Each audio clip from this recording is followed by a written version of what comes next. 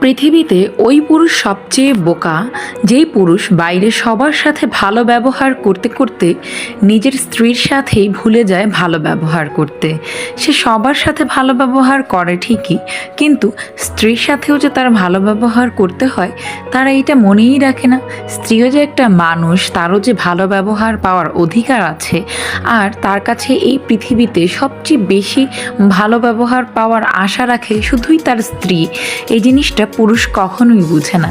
কিন্তু যখন পুরুষের বয়স হয়ে যায়, পুরুষ যখন হাসপাতালের বেডে শুয়ে থাকে, তখন দেখা যাবে তার ওই ভালো ব্যবহার করা কেউই তার পাশে নেই। পাশে আছে সারা জীবন খারাপ ব্যবহার সয়ে যাওয়া তার সেই বোকাশোকা স্ত্রী, যে কখনোই কিছু আশা না করে তাকে শুধু ভালোই বেসেছে আর ভালোই বেসেছে।